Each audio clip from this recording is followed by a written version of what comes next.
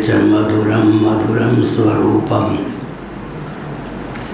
कर्मापिते च मधुरं मधुरा स्मृतिश्च बुद्धिं प्रबोधय प्रभो मधुबोधशक्तिं विद्यां प्रयच्छ परमां परिभावयामि। कोमलं कूजयन् वेणुं श्यामलोऽयं कुमारकः वेदवेद्यं परं ब्रह्म भासतां हृदये मम। कूजन्तं राम रामेति मधुरं मधुराक्षरम् आरुह्य कविता शाखां वन्दे वाल्मीकिकोकिलं।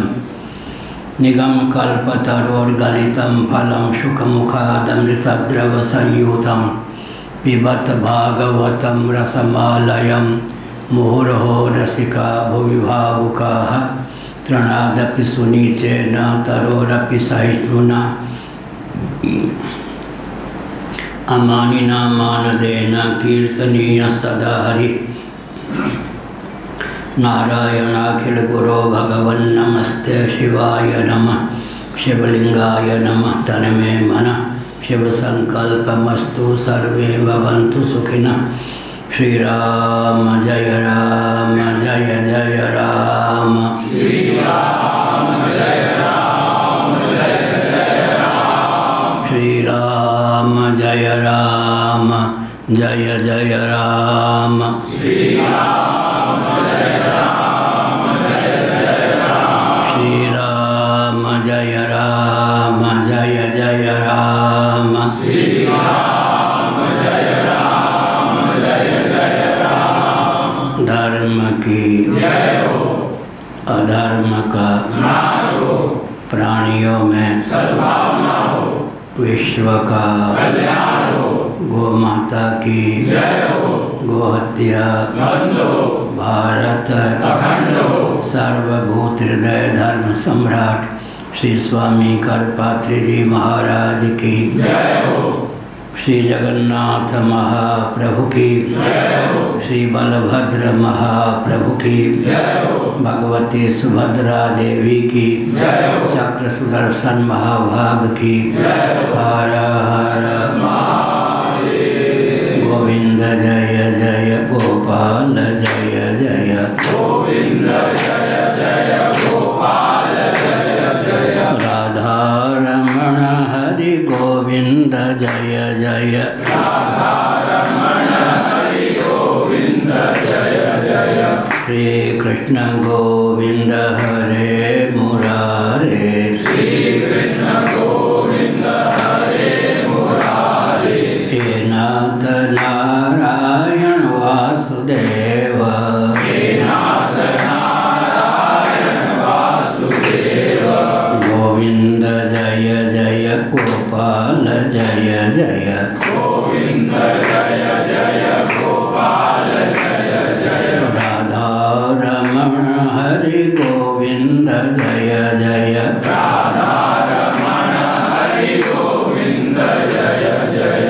गोविंद जय जय गोपाल जय जय।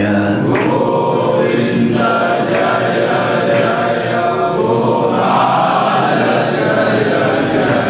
राधा रमण हरि गोविंद जय जय। राधा रमण हरि गोविंद जय जय।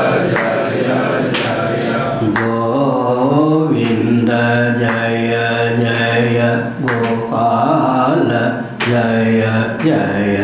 गोविंद जय जय गोपाल जय जय। राधा रमण हरि गोविंद जय जय। राधा रमण हरि गोविंद जय जय। श्री वृंदावन बिहारी लाल की जय। शुक्ल जी को कुछ मिला? आकांतु 11वां नारायण। समझ गया। 8 1 श्रीमद्भागवत 8:1-11। यम न पश्यति पश्यन्तं चक्षुर्यस्य न दृश्यति तं भूतनिलयं देवं सुपर्णमुपधावत। न यस्याद्यन्तो मध्यं च स्वयं परोऽनन्तरं बहिः विश्वस्यामुनि यद्व्या यस्माद् विश्वं च तदृतं महत्। नारायण। 11 यम न पश्यति पश्यन्तं चक्षुर्यस्य न दृश्यति तं भूतनिलयं देवं सुपर्णमुपधावत। यह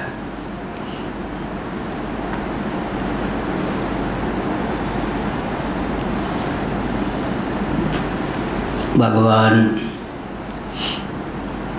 सर्वोपादान सर्वाधिष्ठान सर्वसाक्षी हैं।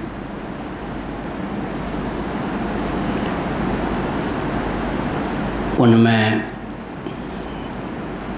कर्णग्राम की गति नहीं है, अर्थात वे दर्शन के विषय नहीं हैं।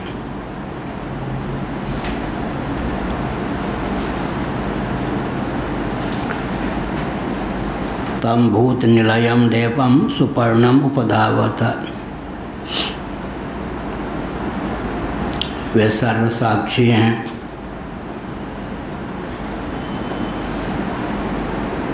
अखंड विज्ञान स्वरूप हैं।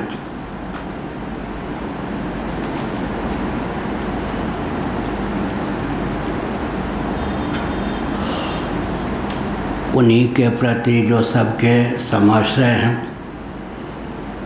जीव का कर्तव्य है कि सर्वतोभावेन प्रपन्न हो जाए, उन परमात्मा की शरणागति को स्वीकार करे। मनु ने कहा तुम उन्हीं की शरणागति को स्वीकार करो।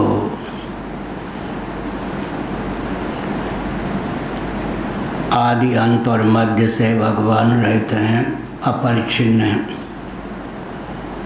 यह अभिप्राय है। स्वप्रकाश हैं, असंग हैं, सर्वाधिष्ठान हैं, सर्वोपादान हैं, सर्वसाक्षी हैं। देहेंद्रिय प्राणांतकरण से युक्त जीवन की सार्थकता उन परमात्मा को कमनीय वर्णीय समझकर उनके प्रति समर्पण में है। जीवन की सार्थकता जगदीश्वर की शरणागति में सन्निहित है। एक बालक जलाशय के पास था। सुकरात उस बालक को देख रहे थे। एक जलपात्र में जल भरता बालक, कहता कि पूरा सरोवर समुद्र जलाशय तो उसमें समा नहीं रहा। फिर लोटा में जो पानी भरता उसे जलाशय में डाल देता। उसके बाद उसने कहा जलाशय तो इसमें समा नहीं रहा है, यह तो जलाशय में समा ही सकता है। ऐसा कहकर उसने पात्र को फेंक दिया जलाशय में। सुकरात को शिक्षा मिल गई।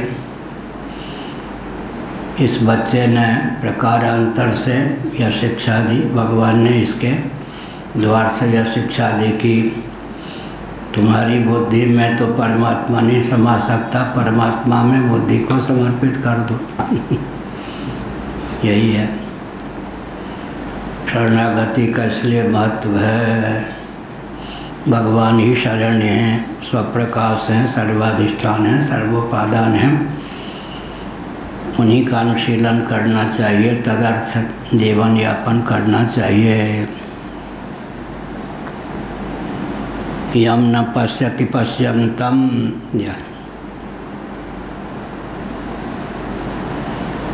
वो तो सबको देखते हैं, उनको कोई देखने में समर्थ नहीं। देहेंद्रिय प्राणांतकरण के साक्षी हैं, सविता प्रकाशते के समान।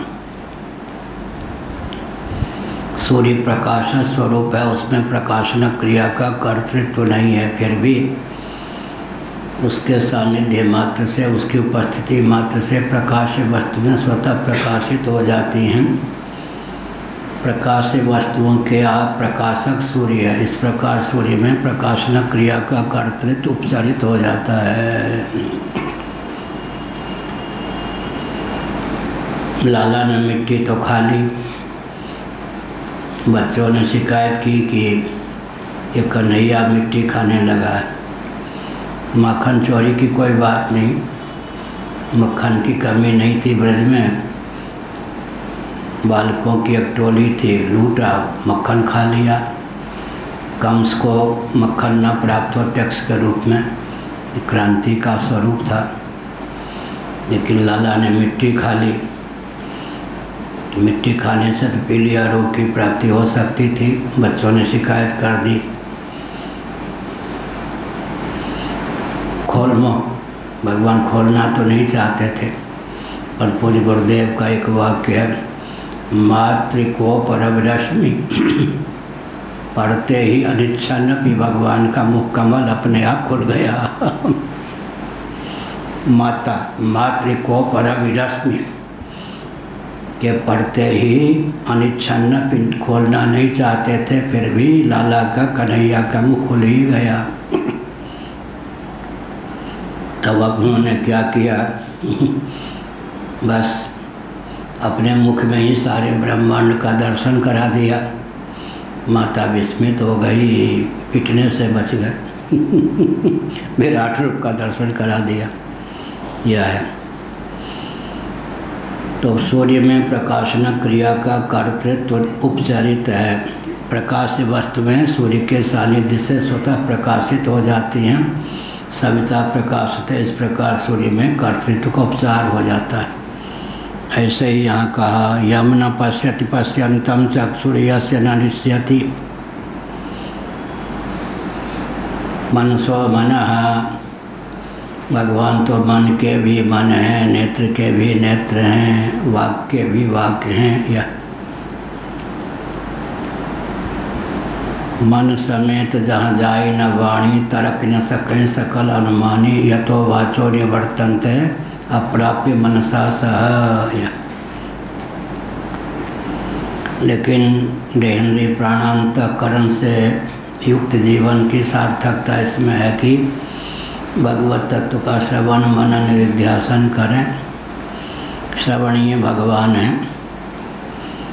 पिछले दिनों बताया कि मनुष्य का जो जीवन है महत्वपूर्ण है। जो कर्मायतन भी है, भोगायतन भी है, ज्ञानायतन भी है। केवल भोगायतन नहीं, कर्मायतन और ज्ञानायतन भी है। नवीन कर्मों की उद्भावना भी मानव जीवन में संभव है। श्रवण मनन निधिध्यासन की जो क्षमता है भगवदर्थ, उस क्षमता का उपयोग करने पर भगवत तत्व के साक्षात्कार का मार्ग भी प्रशस्त होता है। जीवन की सार्थकता होती है। अवश्य जानिए जानन योग ये हम यत्तत् प्रवक्ष्यामि यद् ज्ञात्वा मृतमस्मृते अनादिमत् परम ब्रह्म न सत्तन् न सदुच्यते। न सत न असत, सद असत, सत असत के आगे उच्यते न। वाणी के भगवान विषय नहीं हैं। तो सत असत से अतिक्रांत भी हैं, सतपद वाच्य भी हैं या लक्ष्य भी हैं। सत असत से अतिक्रांत भी हैं। सत असत से अतिक्रांत हैं का अर्थ क्या हुआ? यहाँ सत शब्द का अर्थ हो जाता है व्यक्त कार्य प्रपंच। असत शब्द का अर्थ हो जाता है अव्यक्त कारण। दोनों से अतिक्रांत भगवान। सत असत उल्टा। सत का अर्थ व्यक्त हो गया, असत का अर्थ अव्यक्त हो गया। कार्य कारण दोनों से अतीत भगवान है। न सत्तन न सदुच्यते का अर्थ दो प्रकार से होता है। वाणी का विषय नहीं है इसलिए न तो सत कह सकते उसे, न सत न असत कहा जाता, न सत।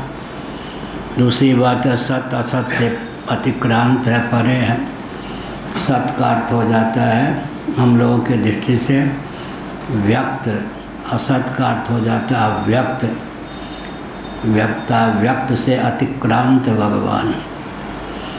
गीता का दूसरा अध्याय और 8वां अध्याय दोनों में तालमेल बैठाना चाहिए। अव्यक्तादीनि भूतानि व्यक्त मध्यानि भारत अव्यक्त निधनान्येव तत्र का परिदेवना। भगवान ने अर्जुन को कहा। अर्जुन का अर्थ होता है ऋजुभाव संपन्न, निश्चल। अर्जुन माने जिसके जीवन में वक्रता ना हो।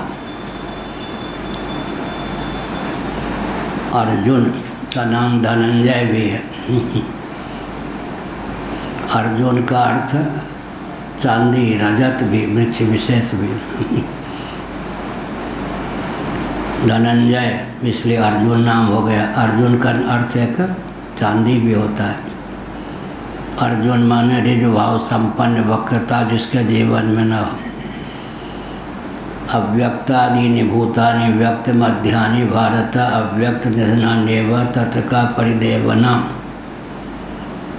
हे भारत, भरत कुल में उत्पन्न तो ज्ञान के प्रति प्रीति प्रवृत्ति संपन्न अर्जुन, ये जो भूत कार्य प्रपंच हैं इनके मूल में अव्यक्त है।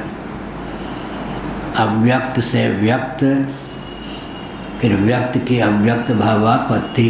अव्यक्त की व्यक्त भावापत्ति का नाम ही उत्पत्ति है और व्यक्त की अव्यक्त भावापत्ति का नाम ही समृद्धि या संहार है। आधुनिक वैज्ञानिक उसको क्या कहते हैं? Matter can neither be created nor destroyed. या किसी भी पदार्थ की वस्तुतः उत्पत्ति नहीं होती न नाश होता है। पूर्व से जो विद्यमान है उसी की अभिव्यक्ति हो जाना उत्पत्ति है। अपने कारण भाव की प्राप्ति का नाम ही नाश है। Matter can neither be created nor destroyed. आजकल के वैज्ञानिक उसी को ढालते हैं। गीता के दूसरे अध्याय में व्यक्त अव्यक्त दो शब्दों का प्रयोग है और 8वें अध्याय में 3 शब्दों का प्रयोग है। व्यक्त अव्यक्त और अक्षर अव्यक्त, सनातन अव्यक्त। सनातन अव्यक्त माने परमात्मा, व्यक्ताव्यक्त दोनों का आश्रय, या जिनके समाश्रित रहकर अव्यक्त जो मूल प्रकृति है, प्रधान है, त्रिगुण है, वो व्यक्त भावापन्न होते हैं। व्यक्त की अव्यक्त रूपता, अव्यक्त की व्यक्त रूपता सब जाके प्रयाग में समा जाते हैं। ये संगम वही है। गंगा यमुना सरस्वती सब प्रयाग में समा जाते हैं। व्यक्त की अव्यक्त रूपता और अव्यक्त की व्यक्त रूपता दोनों को साधने वाला सनातन अव्यक्त, अक्षर संज्ञक अव्यक्त। गीता का 8वां अध्याय। दूसरे अध्याय में व्यक्त अव्यक्त दो का ही नाम है। 8वें अध्याय में व्यक्त अव्यक्त, अक्षर अव्यक्त या सनातन अव्यक्त 3 का नाम है। सदा अव्यक्त ही रहे वो सनातन अव्यक्त। अव्यक्त होता हुआ व्यक्त हो जाए, व्यक्त होता हुआ अव्यक्त हो जाए। या पिछले दिनों बताया गया कि उत्पत्ति और नाश की एक प्रक्रिया है, प्रणाली है। उत्पत्ति दशा में कारण विद्यमान रहता हुआ ही कार्य के रूप में उद्भासित हो जाता है, तभी तत्वों की संख्या में वृद्धि होती है। एकदम प्रयागराज है। कारण विद्यमान रहता हुआ ही कार्य हो जाता है, तो तत्वों की संख्या में तभी वृद्धि होगी ना।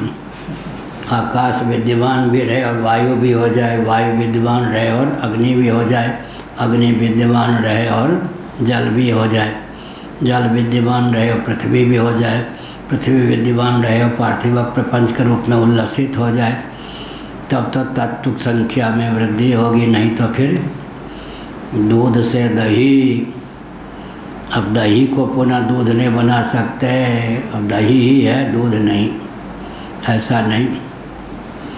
इसलिए वेदानुवचनम फारसी में मूल ग्रंथ स्वामी रामतीर्थ को बहुत पसंद था। उनके शिष्य कायस्थ कुलभूषण नारायण स्वामी को आज्ञा दी थी स्वामी रामतीर्थ ने, तो हिंदी में अनुवाद भी हो गया वेदानुवचनम। उसमें दही का उदाहरण दिया गया। बहुत साल पहले, 50 साल पहले हमने पढ़ा होगा या 56 साल पहले, हमने संकेत किया भगवान व्यक्ता व्यक्त से अतिक्रांत हैं। रामतीर्थ मिशन लखनऊ से प्रकाशित था वेदानुवचनम हिंदी में। हाँ, बाबा नगीना सिंह बाबा उनके द्वारा विरचित। स्वामी रामतीर्थ को ग्रंथ बहुत पसंद था। नारायण स्वामी ने फारसी का हिंदी का रूप दिया। यह कहा यम न पश्यति पश्यन्तं चक्षुर्यस्य न ऋष्यति तम भूत निलयम देवम सुपर्णमुपधावत। 11वां भगवान सर्वसाक्षी हैं, सर्वोपादान हैं, सर्वाधिष्ठान हैं। मन समेत जहाँ जाए न वाणी तर्क न सके सकल अनुमानी। लेकिन इनकी उपयोगिता भी है। अगर उपयोगिता ना हो तो श्रोतव्य, मंतव्य, निधिध्यासितव्य, यह विधान क्या हो। यहाँ भी विधि छाया है, विधि नहीं है। आत्मा वारे द्रष्टव्य, श्रोतव्य, मंतव्य, निधिध्यासितव्य है। आत्मा जो है श्रोतव्य है, श्रवण करने योग्य है, विधि तो है ही, मनन करने योग्य है, निधिध्यासन करने योग्य है। लेकिन विधि की एक सीमा होती है, अत्यंत अप्राप्त में विधि की प्रसक्ति होती है। आत्म तत्व तो अत्यंत प्राप्त साक्षात अपरोक्ष ही है। इसलिए भगवान शंकराचार्य महाभाग इत्यादि महान भावों ने लिखा, इसे विधि न समझें। विधि गर्भित शब्द होने पर भी विधित छाया विधिवत प्रतीति है, श्रोतव्य, मंतव्य, द्रष्टव्य। क्योंकि विधि अत्यंत अप्राप्त में प्रसक्त है। जैसे स्वर्ग कामो यजेत, स्वर्ग साध्य है, याग साधन है। बिना शास्त्र के साध्य साधन भाव का ज्ञान नहीं हो सकता। पुत्रेष्टि याग से पुत्र रत्न की प्राप्ति होती है। कारीडी याग से वर्षा होती है। या वर्षा न हो तो कारीडी याग करे।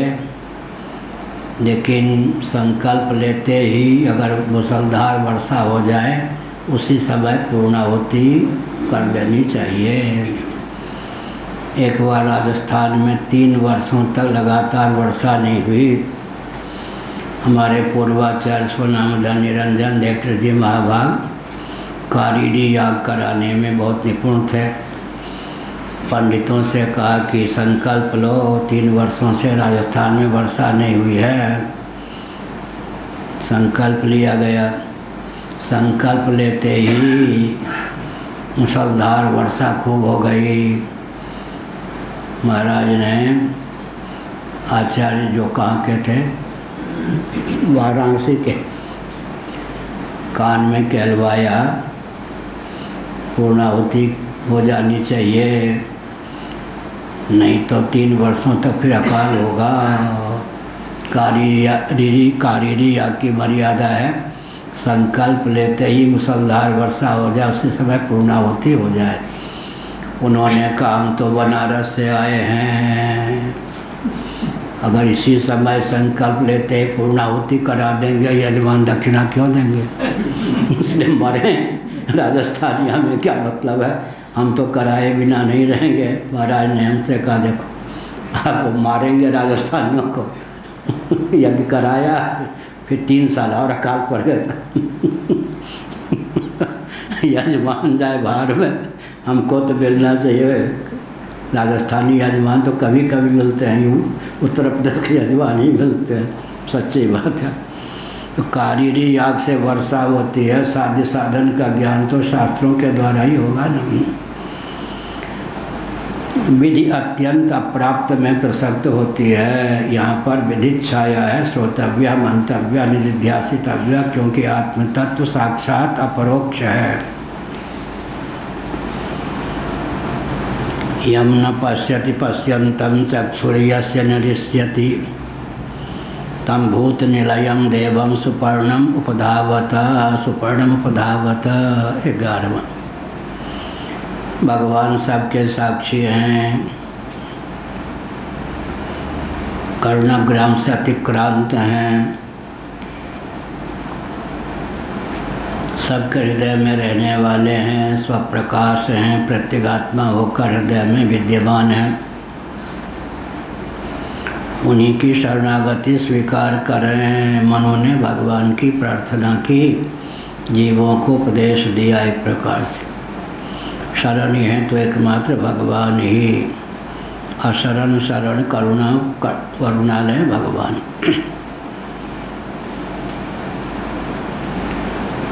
द्वा सुपर्णा सविजा सखाया, द्वौ सुपर्णौ सविजौ सखायौ। सुपर्ण है शोभन पंख वाले, अर्थात स्वप्रकाश के अर्थ में सुपर्ण शब्द का प्रयोग होता है। पक्षी, एक ही डाल पर दो पक्षी हैं। द्वौ सुपर्णौ सविजौ सखायौ, द्वा सुपर्णा सविजा सखाया। उसमें भगवान केवल साक्षी हैं। जीव जो है फल, कर्म फल का भोक्ता होता है, कर्म भी करता है। न यस्याद्यन्तो मध्यम च स्वः परो नान्तरं बहिः विश्वस्यामुनि यद साक्षात् विश्वं च तदृतं महत्। बहुत बढ़िया। 12वां। आद्यंतो, भगवान का न आदि है न अंत, मध्य भी नहीं है, न आदि है न अंत, तो मध्य तो कहाँ से होगा।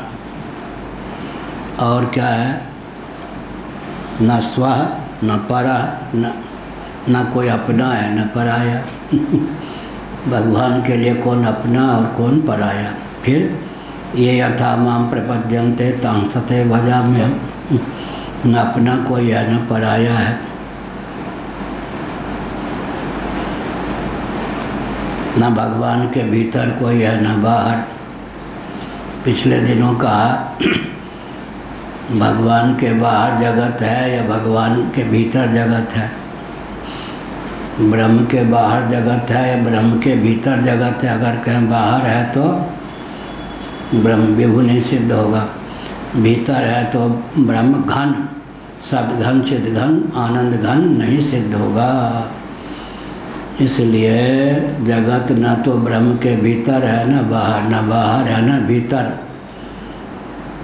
बाहर होगा तो ब्रह्म परिच्छिन्न सिद्ध होगा, भीतर होगा तो पोला होगा। तो ब्रह्म के न भीतर जगत है न बाहर, फिर है कहाँ। सद्घन चिद्घन आनंद घन ही विश्वाकार परिलक्षित है, जगदाकार परिलक्षित है। वस्तु स्थिति यही है। यह सद्घन चिद्घन आनंद घन ब्रह्म तत्व ही जगदाकार परिलक्षित है। यह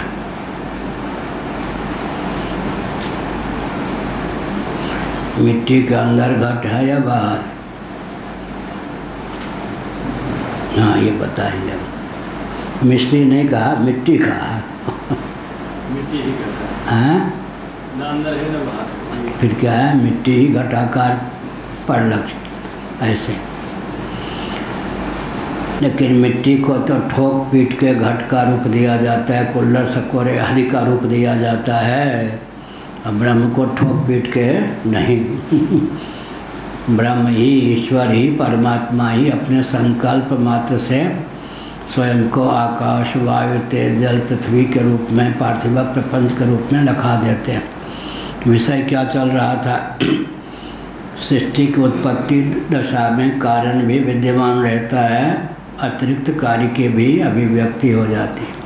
सन्निकट निर्विशेष से सन्निकट सविशेष की अभिव्यक्ति ही तो सृष्टि है। और प्रलय काल में अगर कार्य विद्यमान रहे, कारण भी विद्यमान रहे, तो प्रलय की सिद्धि नहीं होगी। प्रलय की प्रक्रिया क्या है? कार्य प्रपंच सन्निकट निर्विशेष कारण भावापन्न होकर ही शेष रहता है। अंत में उत्तरोत्तर उत्कर्ष की दृष्टि से ब्रह्म तत्व ही शेष रहता है। ब्रह्म से क्या हो गया? अव्यक्त, अव्यक्त की अभिव्यक्ति हो गई। अव्यक्त से आकाश की, आकाश से की, वायु से तेज की, तेज से जल की, जल से पृथ्वी की, पृथ्वी से पार्थिव प्रपंच की अभिव्यक्ति हो गई। यह सृष्टि की प्रक्रिया, संहार की प्रक्रिया। पार्थिव प्रपंच पृथ्वी मात्र होके रह गया, पृथ्वी जल मात्र होके रह गई, जल अग्नि मात्र होके रह गया, अग्नि तत्व वायु मात्र होके रह गया, वायु तत्व या पवन जो है आकाश या व्योम होके ही, नभ होके ही रह गया। आकाश अव्यक्त होके रह गया, अव्यक्त भी ब्रह्म भावापन्न होकर ही शेष रह गया। इसलिए उसको गीता के 8वें अध्याय में सनातन अव्यक्त या अक्षर अव्यक्त कहा। व्यक्ता व्यक्त दोनों से अतिक्रांत, दोनों का अधिकरण वो परमात्मा व्यक्ता व्यक्त से अतिक्रांत है, अतीत है, सर्वाधिष्ठान है, यह अभिप्राय हो।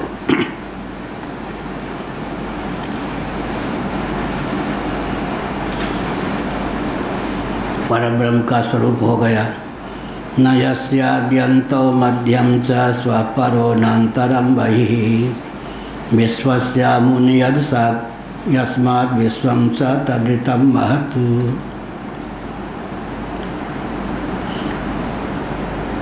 उन्हीं की सत्ता से विश्व की सत्ता है। अनंत परमार्थ सत्य वेद्यम वास्तव वस्तु मात्र शिवदम। वास्तव वस्तु कहा गया भागवत में। भगवान जो हैं वास्तव वस्तु हैं, बाकी सब अवास्तव वस्तु है। यह कल कहा गया, परसों भी कहा गया। उपाया सोवताराया मांडुक्य कारिका, गौड़पादाचार्य महाभाग। सष्टा के स्वरूप में मनोनिवेश हो सके, अकृतार्थ प्राणी कृतार्थता सुलभ कर सकें, इस भावना से भावित होकर महाकल्प के प्रारंभ में करुणा वर्णालय सच्चिदानंद स्वरूप सर्वेश्वर ने सृष्टि की संरचना की, स्वयं को ही सृष्टि के रूप में उद्भाषित किया।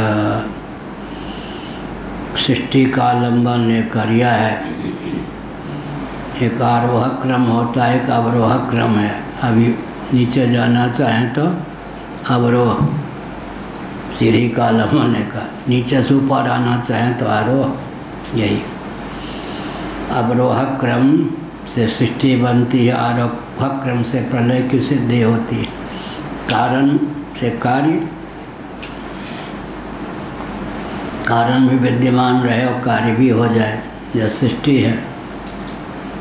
कार्य सर्वतोभावन कारण भावापन्न हो जाए, यह प्रलय है। यह आदि भी भगवान, मध्य भी भगवान, अंत भी भगवान हैं। उनके लिए न कोई अपना है न पराया है। यह आत्मा स्वरूप ही सब कुछ हुआ, तो आत्मीय कुछ भी नहीं, न कोई पर न कोई आत्मीय न कोई पराया। कल परसों कहा था, माया साक्षात किसी को प्रकट होकर बंधन में नहीं डालती, चार के द्वार से डालती है बंधन में। मैं और मोर तोड़ते माया, मैं मेरा तू तेरा, यही तो माया है। माया का व्यावहारिक स्वरूप क्या है जिसके द्वारा माया फांसती है? मैं मेरा तू तेरा। व्यवहार सिद्धि के लिए चारों भेद अपेक्षित है, लेकिन हृदय से चारों को नहीं मानना चाहिए। जिसको हम तू कहते हैं वो स्वयं को मैं कहता है, जिसको हम तेरा कहते हैं वो स्वयं को मेरा कहता है। तो अंत में दो ही भाव हो गया, मैं और मेरा। तो विनय पत्रिका का वचन हमने उद्धृत किया था, तुलसीदास जग आप सहित जब लग निर्मूल न होई, तब लग कोट उपाय करी मरी तरी नहीं भाई। आप सहित अहम के सहित इदम जब तक निर्मूल न हो जाए, माने अहम इदम इनके मूल में सन्निहित अविद्या तीनों का बाध न हो जाए, तब तक कोट उपाय करिए मरिए तरी नहीं भाई। करोड़ों उपाय करने पर भी मर सकते हो, तर नहीं सकते। तुलसीदास जग आप सहित जब लग निर्मूल न होई, तब लग कोट उपाय करिए मरिए तरी नहीं भाई। वाह।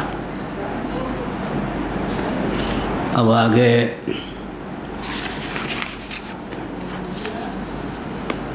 स विश्वकाया पुरुहूत ईशा सत्यम स्वयं ज्योतिरज पुराण दत्तेस्य जन्माद्यजयात्मशक्त्या ताम विद्ययोदस्य निरीह आस्ते। बहुत बढ़िया।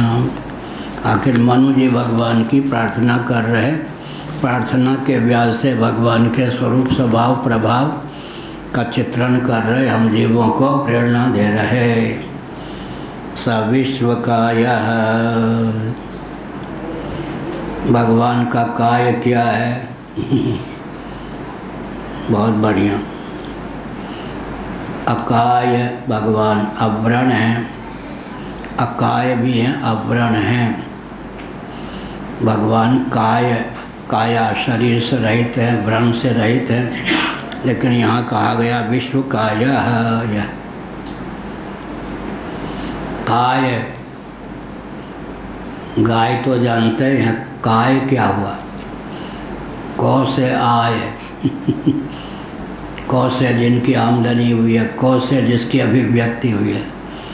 कौ माने सुख स्वरूप परमात्मा, कौ माने कम ब्रह्म, खम ब्रह्म, कम कौ माने सुख, खौ माने आकाश। यो वै भूमा तत्सुखम को प्रकारांतर से क्या कहा गया? कम ब्रह्म, खम ब्रह्म। कौ ब्रह्म है, खौ ब्रह्म है, कम ब्रह्म है, खम ब्रह्म है। ये सब है या नहीं? पृथ्वी का बीज मंत्र क्या है पंडित जी? लम। जल का बीज मंत्र क्या है? वम। अग्नि का बीज मंत्र क्या है? रम।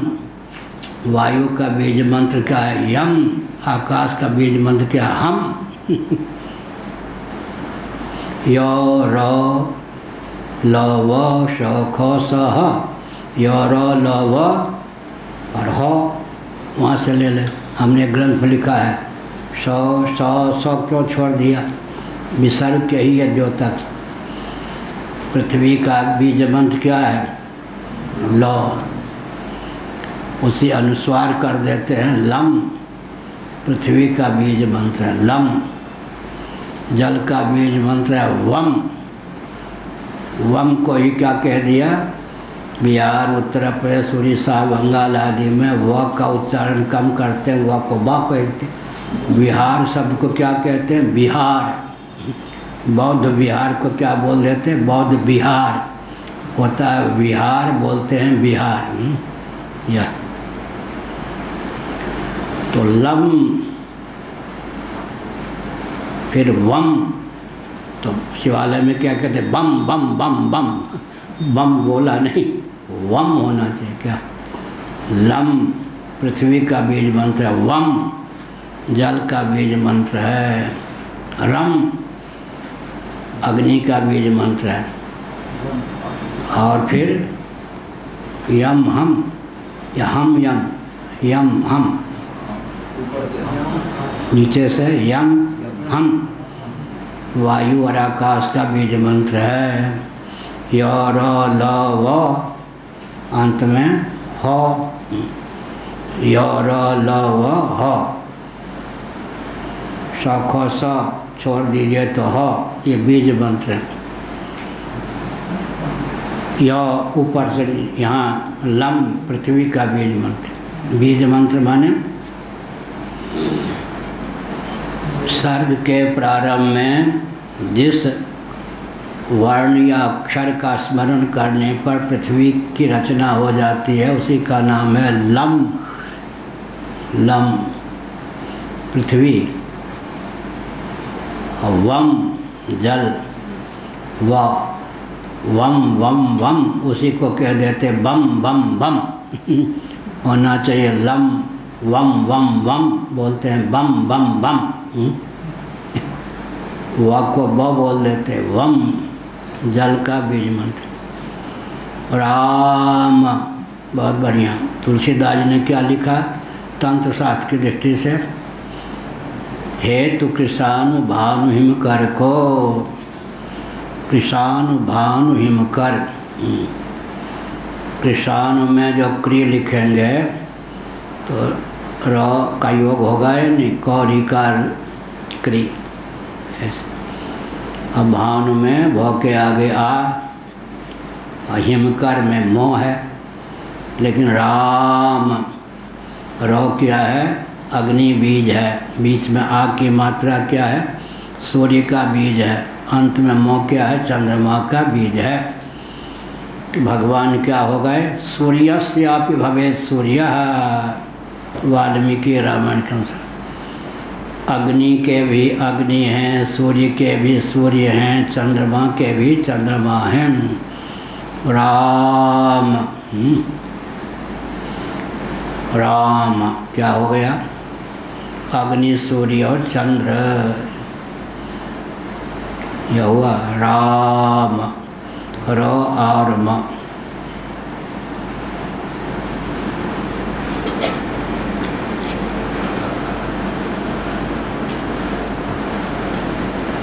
आधिदैविक धरातल पर तीन शब्दों में जगत को उद्भाषित करना हो तो क्या कहेंगे, सूर्य चंद्र, सूर्य अग्नि और नीचे से कहेंगे अग्नि सूर्य और चंद्रमा। तीन अधिदैव का नाम लेंगे तो आधिदैविक धरातल पर जगत को तीन शब्दों में ख्यापित करेंगे, तीन क्या है अक्षर में। तो क्या हो गया, राम, अग्नि सूर्य और चंद्र। जगत क्या है, अग्नि सूर्य चंद्रात्मक है। अब सूर्य जो होते हैं अग्नि और चंद्र के बीच में होते हैं, तो सन्निकट सूर्य का नाम ही अग्नि हो जाता है, दूरस्थ अग्नि का नाम सूर्य हो जाता है। अपने द्वारा विरचित वाक्य है, सन्निकट सूर्य का नाम अग्नि हो जाता है। हम 1% दूरी ही यान तय करेगा, सूर्यमंडल की ओर जो गया है, ज़्यादा जल ही जाएगा। 100% में सूर्ययान केवल 1% दूरी तय करेगा, वहीं से चित्र आदि ले लेगा, आगे जाएगा तो बस वही हो जाएगा। इसीलिए क्या कहा, सूर्य राम, र है अग्नि का बीज, आ है सूर्य का बीज, म है चंद्र का बीज। सूर्यस्य अग्नि के भी अग्नि, सूर्य के भी सूर्य, चंद्र के भी चंद्र। तभी हमने कहा सन्निकट सूर्य का नाम अग्नि हो जाता है, दूरस्थ अग्नि का नाम सूर्य हो जाता है। शास्त्रों का अनुशीलन करें, अग्नि से ही सूर्य संपुटित होते हैं। अग्नि के बाद सूर्य, सूर्य के बाद सोम, सोम की अमृत धारा जो है सूर्य में पड़ती है। हवन की सामग्री जैसे घृत आदि अग्नि में डालते हैं तो अग्नि तत्व प्रज्वलित होता है। इससे नीचे अग्नि, फिर सूर्य, फिर सोम, फिर ऊपर अग्नि। सूर्य या जो सोम होते हैं वो अग्नि से संपुटित होते हैं।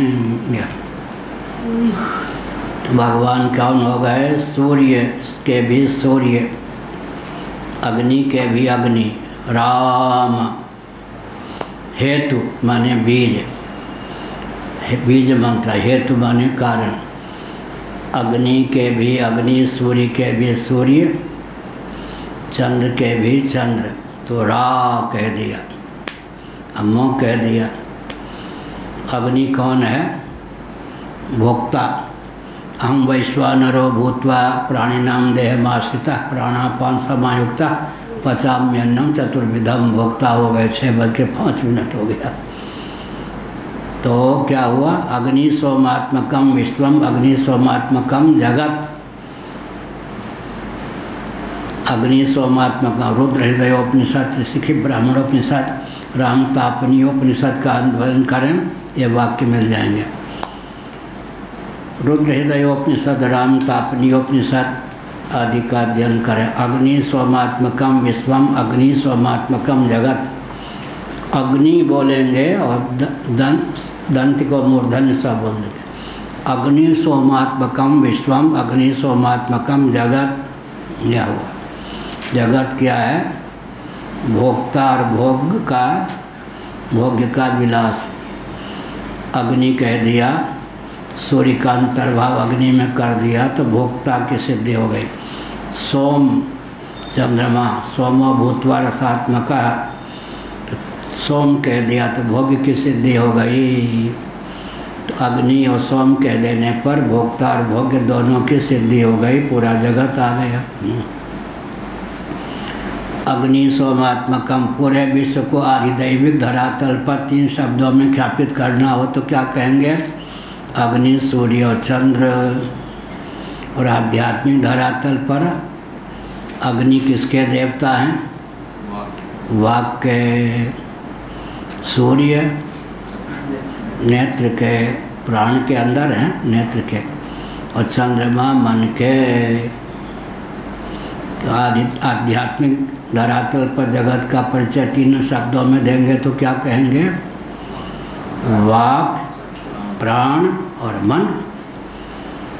आदि भौतिक धरातल पर वाक के द्वारा नाम की सिद्धि और नेत्र के द्वारा रूप की सिद्धि, प्राण के द्वारा क्रिया की सिद्धि।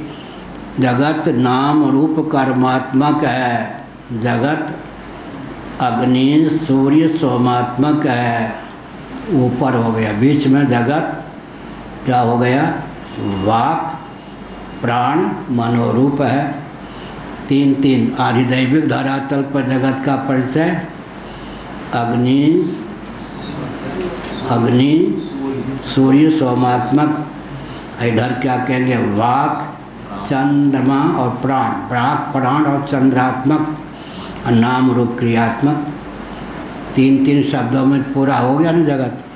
आधिदैविक धरातल पर, आध्यात्मिक धरातल पर, आदि भौतिक धरातल पर जगत का परिचय हो गया।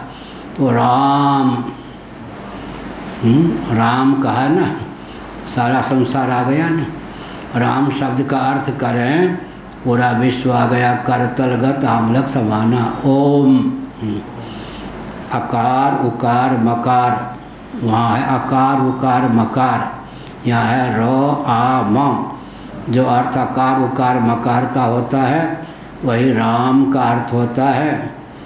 ओम के उच्चारण और जप में सब अधिकृत नहीं है कि अगर बलपूर्वक सब करेंगे तो क्या होगा? इतनी ऊर्जा उत्पन्न होगी कि विक्षिप्त हो जाएंगे। लेकिन राम वही मृदु होकर, ओम का ही मृदु स्वरूप है राम। राम कहने पर अर्थ तो वही है। इसलिए जगत का परिचय 3 आधिदैविक धरातल पर 3 शब्दों में। अग्नि सूर्य सोमात्मक जगत है। आध्यात्मिक धरातल पर क्या हुआ? वाक प्राण मनोरूप जगत है। आदि भौतिक धरातल पर जगत का परिचय क्या हुआ? राम नाम रूप कर्मात्मक जगत है। भृगु जी को कौन सा पसंद है? तीनों। अच्छा, आज भौतिक धरातल पर नाम रूप कर्मात्मक, और आध्यात्मिक धरातल पर वाक प्राण मनोरूप। आधिदैविक धरातल पर अग्नि सूर्य सोमात्मक जगत है। तो राम कहने पर पूरे जगत का ज्ञान हो गया। जो ओम का अर्थ है वही राम का अर्थ है। इसलिए तुलसीदास जी ने क्या लिखा? हेतु कृषानु भानु हिम कर को।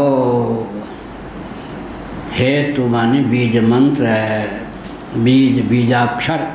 रो जो है कृषानु अग्नि, बीच में जो आ की मात्रा है भानु, मो जो है चंद्र। हेतु कृषानु भानु हिम कर को। कृषानु माने अग्नि, भानु माने सूर्य, माँ माने मकार चंद्रमा। श्री राम जय राम जय जय राम। श्री राम जय राम जय जय राम। श्री राम जय राम जय जय राम। श्री राम जय राम जय जय राम। श्री राम जय राम जय जय राम।